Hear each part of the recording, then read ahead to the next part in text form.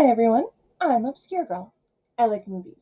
I like weird movies. I like weird, trippy, obscure movies that I feel like no one has seen or is talking about.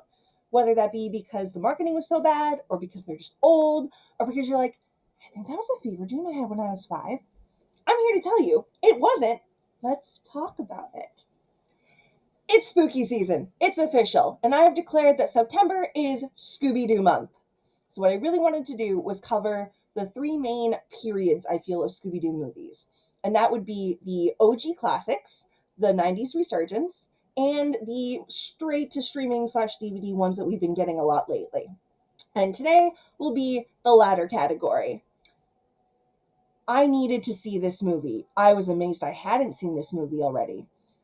But did you know in 2020 they finally made the brilliant decision they should have made years ago to put Elvira, Mistress of the Dark, and Scooby Doo in the same movie? This is Happy Halloween, Scooby Doo.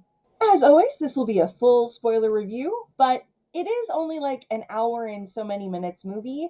So if you wanted to, pause really quick and come back, we can discuss this later. All right, you had your chance. So, once again, I needed to talk about this movie because finally, the most brilliant combination of all time, you have Elvira and Scooby Doo in the same property together. But that's not all, because for some reason, even though Elvira would be more than enough of a cameo here, not even a cameo, she's a full out character. Elvira playing Elvira. It's amazing. There's also Bill Nye the Science Guy. So you've got, my childhood hero, my husband's childhood hero, all combined here together, as well as one other very notable character that is from a different IP that we will talk about in a second. This movie is loaded, y'all, and it takes a turn that is kind of crazy. Let's just get into it. So we start out in a Halloween parade that is being emceed by the one and only Mistress Elvira herself, giving her classic sass with definitely a PG twist here. Good evening, everyone. It's me, that classy lassie with the sassy chassis, Elvira, Mistress of the Dark. It's not her normal, hey y'all, yours cruelly, Elvira, the girl who put the boob back into boob tube. None of that for the kiddos, even though I was definitely really, really young when I first saw it. It might have changed some things about me. Maybe. I don't know. Anyway, so Elvira's leading the parade, and we have a very non-chill Fred who is disguised himself as one of the dancing skeletons on the float, who's openly scanning the area, and then yells to Velma and Daphne, "He's in there, guys! The scan says he's in there!" And the girls are all like, "Yeah, thanks, Freddy. He definitely won't know we're on to him. Good job." As they're trying to get Shaggy and Scooby out of the mystery machine with a battle axe and a crossbow. I didn't realize Scooby Doo had gone medieval. I thought that was in The Scoob and the Stone. The Sword and the Scoob? Whichever the one where they went to King Arthur. But it's kind of hilarious because at this point, Shaggy and Scooby are just like, nah, we're not doing it. Also, once again, I love how the movie is starting the way an episode would end. Like they're just about to wrap up a mystery here, and that's how they start the movie, which I always think is a really good touch because it really establishes everything very quickly. But this time, Shaggy and Scooby are having none of it. They're like, it's Halloween. We should be trick-or-treating right now, and we're pretty salty that we're out here about to get potentially eaten by whatever we're facing this time. And they even have this whole, like, uh, you know, we're the boy who cried wolf. One of these times, we will actually be getting eaten, and you're going to miss it. So they close themselves in the mystery machine, eating candy with the wrapper still on, which I kind of want to point out how many people are complaining about freaking out about microplastics in our food, and these guys are just eating straight up wrappers. But I digress. And you're kind of getting the intro music along with the credits and everything through the windshield of the mystery machine as it's getting wrecked. Like at first you have like just the windshield gets, a hole in it, then it gets straight up busted out, the cars get knocked all over the place and facing different directions.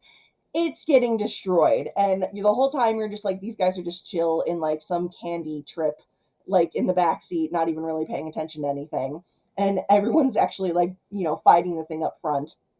But Finally, the chaos stops, and the scarecrow jack-o'-lantern pumpkin thing that has busted out of a wall and is now terrorizing all of them gets stopped when Velma fires 4 crossbow bolts that trap him against a tree. And Freddy uses this drone hacker app to stop all of these mystical flying red orbs he's been throwing all over the place.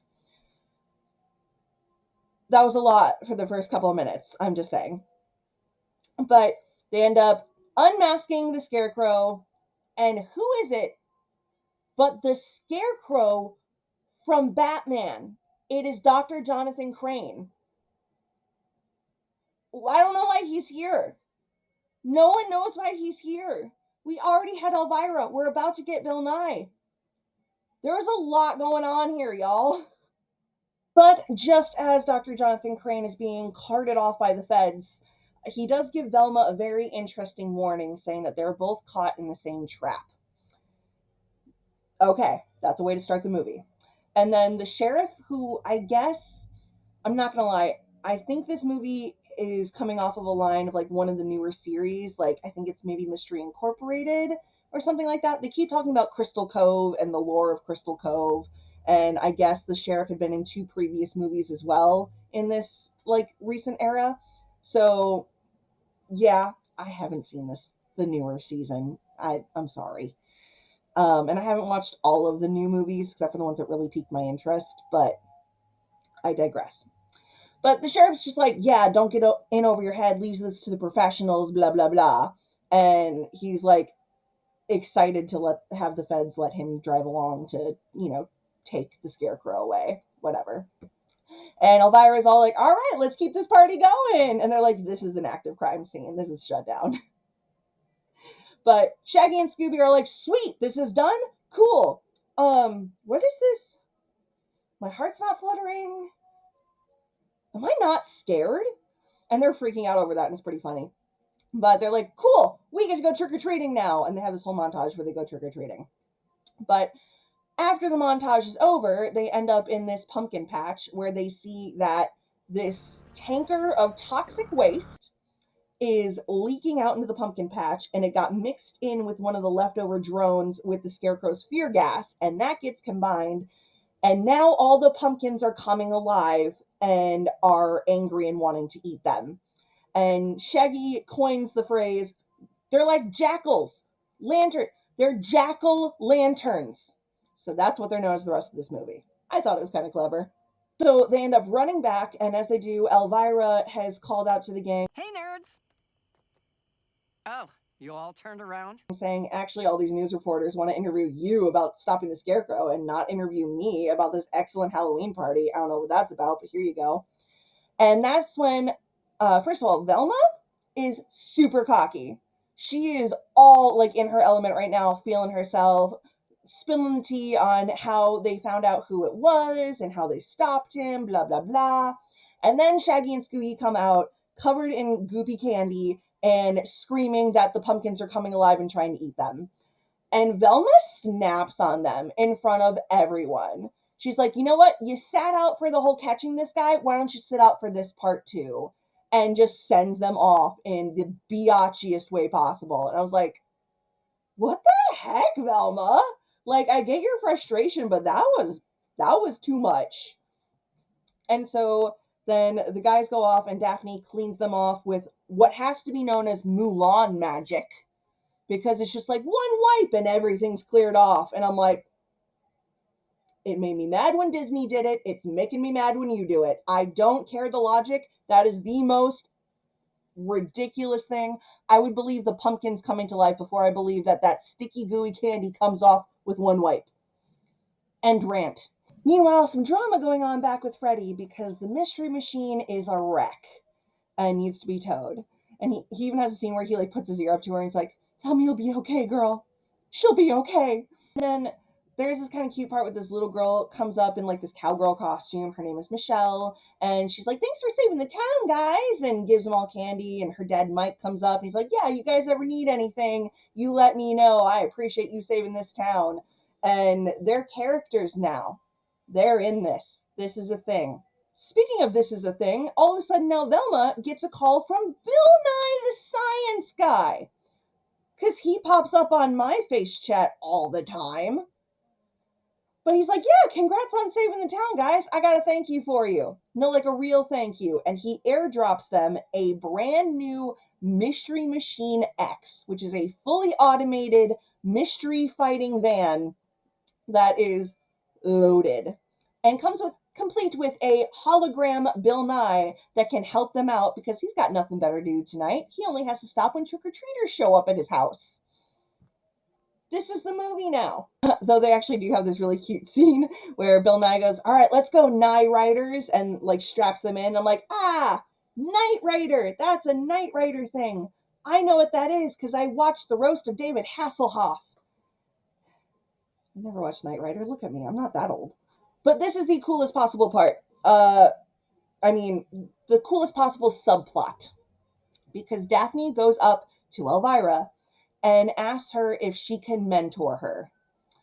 And Elvira's like, all right, well, legends say there can only be one of me, but I'll take you on and like show you the ropes and everything. You can start by packing up my luggage.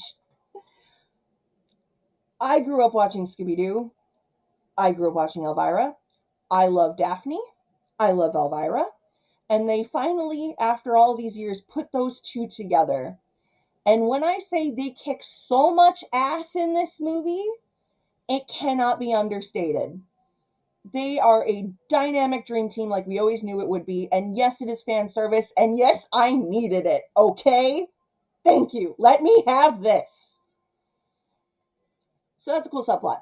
And now they're driving around and they're all looking for mysteries and blah, blah, blah, blah, blah. And they come across the pumpkin patch where news reporter Victoria Hasselbaum gets kidnapped and eaten by the alpha jack-o'-lantern, which is like the size of a bus, and legit just eats her. And then out comes a jack-o'-lantern with her glasses and wig. So the alpha jack-o'-lantern is turning people into more jack-o'-lanterns that are then chasing people throughout the town. And now the town is getting overrun by all these jack-o'-lanterns that are attacking everywhere, left and right. And Velma is in such denial right now. She's like, this is the dumbest monster we've ever faced. This is so dumb. It's so dumb. And it's like, yes, but it's Halloween and we're going to go with it, honey. You need to get on board here. And there's this really cool scene where Daphne is using Elvira's luggage to fight off all these pumpkins, and she's just being a badass, and it's fantastic because this is definitely the post Sarah Michelle Gellar glow up of Daphne, where she's not the one who gets captured, she's the fighter in the group now. Yeah. So it should also be pointed out that wherever the alpha jack-o'-lantern goes throughout the whole town, the power goes out. So keep that in your head. But there's this great scene where the alpha jack-o'-lantern is then chasing Shaggy and Scooby through a corn maze because it's Halloween and the atmosphere is with it. Oh my god, I love it so much. But this alpha jack-o'-lantern is about to like chomp on Shaggy and Scooby, and Elvira whips up with the parade float still attached to her hearse and whacks and like sends the alpha jack-o'-lantern flying through the air. And that's a sentence that I had to say. Okay.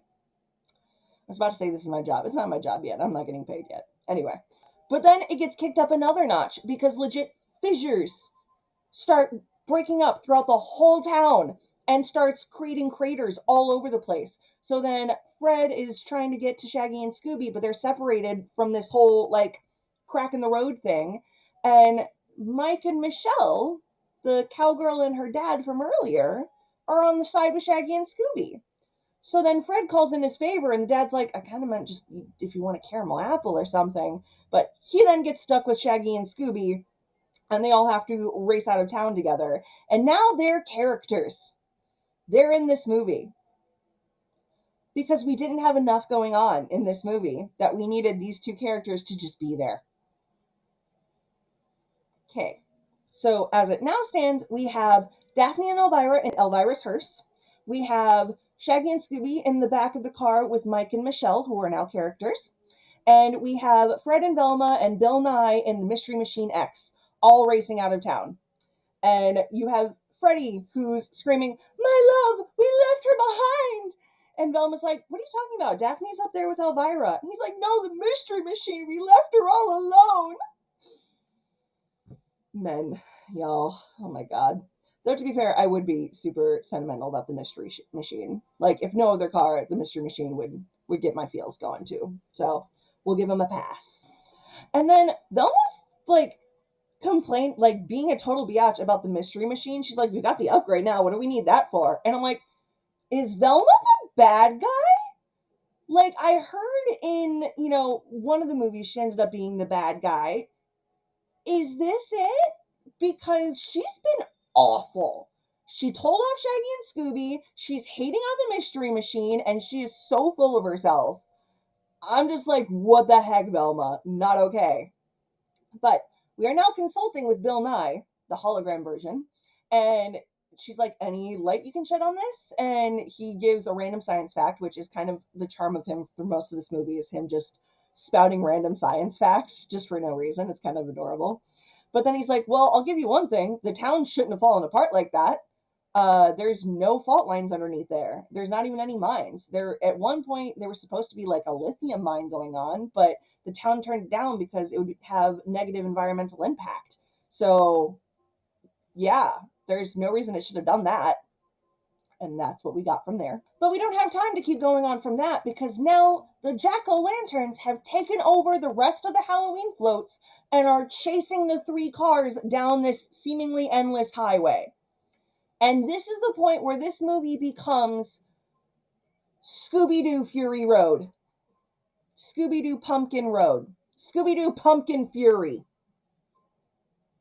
That's what this is. Because literally the rest of the movie is a giant, giant, giant chase scene between jack-o'-lanterns getting close, getting further, getting close, getting further, and the things that the gang has to do, and the car swapping, and the chases, and it's insanity. So I'm going to try and get along with it as much as I possibly can, but yeah. So now we get to what is probably actually my favorite scene in the movie, where Elvira asks Daphne if she can disconnect the float from the back of the hearse so they can go faster because they are now getting chased by jack-o'-lanterns and Halloween floats that are going way faster than they should be able to. As Elvira points out, they're parade floats. Really? It's a parade float. But the back and forth between Elvira and Daphne in this is... Mentee of the dark? Yes, Mentor of the Dark. I don't suppose you've ever disconnected a parade float from a car going 80 miles per hour before, have you? It's so girl Of boss. course It's I so have. fantastic. Do you have a It is cutting so torch? empowering. Of course I The little do. user that needed this her whole childhood. I can do anything because Daphne and Elvira can do anything. But, so, Elvira's like, you don't have to have a cutting torch, do you? And Elvira's like, of course I do. So then she starts, like, cutting off the back with this torch or whatever, and she's super cool about that. And Fred comes up in the Mystery Machine X, and he's trying to, like, kind of help, and, like, I think you're supposed to. And Daphne has my favorite line in this whole movie, where she goes, Frederick Herman Jones, do not torch flame to me as I am carrying a torch for you. You know what I mean? Like when she's distracted, she holds up the torch and sets one of the floats on fire with a bunch of jack-o'-lanterns in it. It's pretty cool. And so she's like, you do you. You do you. And it is amazing, and I love it so hard. But then they hit a bump, and Daphne ends up losing the torch. So then she's like, fire extinguisher? And as these jack-o'-lanterns coming up, so she puts the extinguisher that Elvira throws to her in the pumpkin's mouth, and it explodes. And then she cools down the, like, tongue or whatever that is just super, super hot from the torch, and she kicks it off, and they're free, and girl power, Fast and the Furious style. Yeah! Yeah! So that was really awesome. And then Velma uses the lasers on the Mystery Machine X to kick butt, and ends up distracting the jack-o'-lanterns long enough that they don't see an overpass coming, and they all get wiped out and are now, have lost ground or whatever coming up against chasing the guys. There's still jack-o'-lanterns on motorcycles, and they find all of the news vans and stuff that they can now use to chase them. That's happening now, but the floats are gone. And we have a crazy scene where, like, all the gang are consulting again across these three cars while driving at high speeds down the highway. Yeah, this is now Fast and the Furious. Freddy's Paul Walker now. God rest. So they're trying to get together what few clues they can so far. So they're like, okay, what do we know? Are these even real pumpkins? And Shaggy and Scooby, who are covered in pumpkin guts, are like, yeah, that's real pumpkin. And Velma's like, okay, what about the fear gas? We just faced the scarecrow. And Bill and I's like, negative. I already scanned the whole area. There's no fear gas. And Velma has this whole talk about wanting to go to her mind palace, which goes on way too long, which is where she can, kind of like focus and figure out all the clues and sort through it in her head. And then Shaggy and Scooby actually have a scene where they ask Velma, are you scared? And Velma's like, of course I'm not scared. None of this is real. It's just dumb. I'm just stumped. And then she remembers what the Scarecrow said about them being in the same trap. And she's like, I need to go talk to Jonathan Crane. We need to find that FBI van. So they catch up to the sheriff, and the sheriff's like, I told you, leave this to the pros. I told you, I told you. And they're all just like, no, we got to get in there. We got to talk to him. And he's like, says something along the lines of like, you guys are the only family I got. And they're like, we've talked like 7 or 8 times. What? But then the jack-o'-lanterns take over and they end up taking the sheriff, and now the sheriff's gone. And I don't know why that scene happened. Like stakes, maybe? But sheriff's gone now. So Velma ends up getting ejected from the Mystery Machine X and is in a jetpack chair, which she then uses to get onto the armored van with the FBI and talk to the Scarecrow. And somehow Shaggy and Scooby end up there too. I forget that part. But meanwhile, while Velma, Shaggy, and Scooby are getting into the FBI van, the Alpha Jack-o'-lantern is gaining on them on the back of the Mystery Machine. And Fred is pissed. Rightfully so. They're doing it dirty, I swear. So then Velma and them get in, they're allowed to talk to the Scarecrow, and basically figured out that the Scarecrow wasn't actually there to attack anyone. He was there to see Elvira. He's a big fan. So, just kind of figuring out, like, okay, like you said, this is the tech that was used in those drones. I only use this tech, and blah, blah, blah. So that was kind of a clue. And the Scarecrow goes, are you scared yet, Velma? You said that fear is an irrational reaction, but it's not. It's one of the most primal reactions we have. Fear knows the answer before you do. So that's kind of like an ongoing theme with, is Velma scared or not? And Velma, I think, is kind of crushing on the Scarecrow at this point, a little bit. It's like, honey, we all like psychos. I get it. But, hi, Liv. I'm in therapy, I swear. But now they're kind of consulting, like, okay, who would be out to get the Scarecrow and the Mystery Incorporated? Like, who's trying to go after both of them? And they don't have any more time to figure that out because the pumpkins now have a tractor with a giant saw and are sawing into the armored van. And you've got Shaggy and Scooby, of course, again on one side, and Velma and the Scarecrow on the other, with protective glass in between them. And Velma decides she's going to save the Scarecrow. So she lets him out just, because the right thing to do, not letting him, die potentially. She wants him to face justice. That's what she wants him to face for sure. So at this point, we have all of the jack-o'-lanterns are still coming up against the whole gang. Bill Nye is science-splaining to trick-or-treaters, so Freddy has to, drive the Mystery Machine X all on his own. And Daphne has the idea that her and Elvira switch outfits because she's a celebrity. They're going to want to eat her first, so Daphne could be her decoy. And I am freaking out because now Elvira is dressed as Daphne and Daphne is dressed as Elvira, and oh my god. But I wonder if I could go as Daphne dressed as Elvira for Halloween. I think I might have already done that. Anyway. But Freddy ends up having to save Mike and Michelle from a bunch of jack-o'-lanterns, so now they're in the Mystery Machine X. Who are these people? And Freddy goes like, all right, I'm going to take these guys out with some mega lasers. But the Alpha Jack-o'-lantern gets too close, and all the power dies in the Mystery Machine X. And Freddy's like, haha, found the flaw, because it's all electric. So it completely goes out with the rest of the power. So the Alpha Jack-o'-lantern ends up capturing the Mystery Machine X. Velma uses her jetpack chair to save Freddy, Mike, and Michelle from all that. She also has Shaggy and Scooby with her. And now all the FBI guys have gotten eaten, and they all end up in Elvira's hearse with Daphne and Elvira. All on the same page? Cool. But the Scarecrow comes back and actually ends up saving them from a whole bunch of the jack-o'-lanterns. I love your work. A big fan. Oh, with an outfit like that, you'd better be.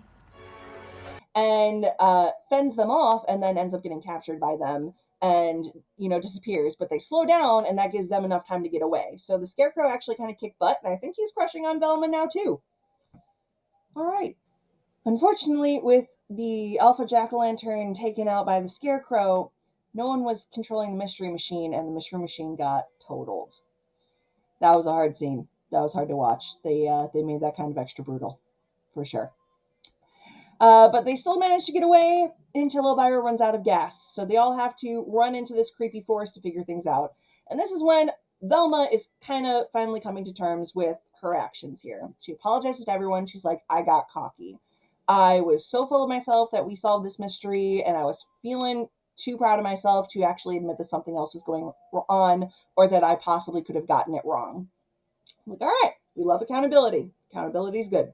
And Fred takes over. And I love this scene so much because Fred goes full Schwarzenegger in Predator. He legit goes, I'm going to do what I do best. I do traps. Rips his shirt off. Freddy is ripped, y'all. And he goes into just commando mode and he starts setting all these traps. He puts all this mud on him as war paint. He like howls at the moon pretty much. And then you see Daphne just sitting there with popcorn enjoying the show. And I'm like, girl, me too. So that was kind of fantastic. So they're all waiting for the pumpkins to come up.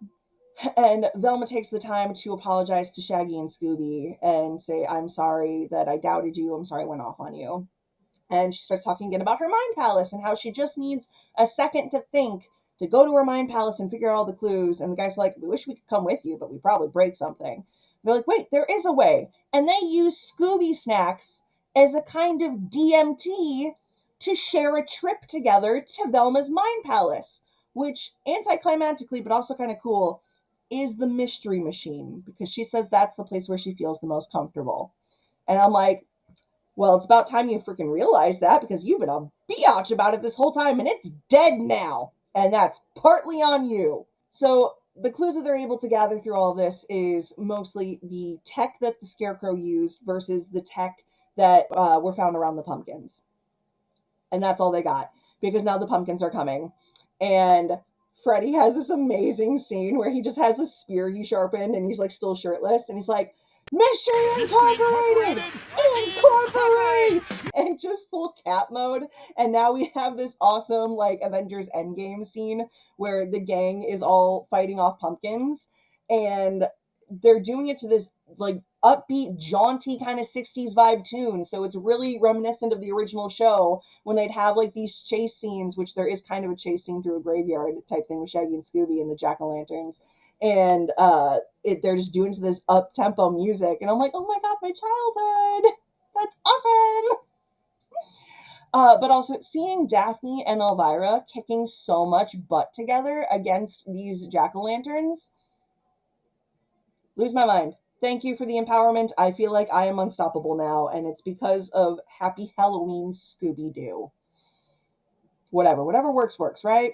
But they all end up getting surrounded because there's just so many of these things. And Velma goes, stop it. I've had enough. I admit it. I'm scared. I'm scared of failing my friends. I'm scared of failing justice.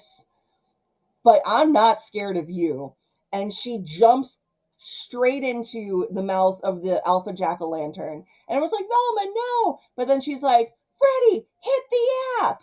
And Freddy goes into the drone hacker app that she put on his phone at the beginning and hits the button, and all of the jack-o'-lanterns fall because they were drones the whole time. And the Alpha Jack-o'-lantern is this giant like machine slash prison that's been sending out all these electromagnetic waves so that it can control the drones while also taking out all the other power and signals so that no one else can call the outside for help. And it also has this prison that has all the people that were eating, and has a scene where they show them like as soon as they get eaten, all their effects get taken off and put onto a jack-o'-lantern so that they think that they've been eaten. So all the reporters and a couple other people are free now.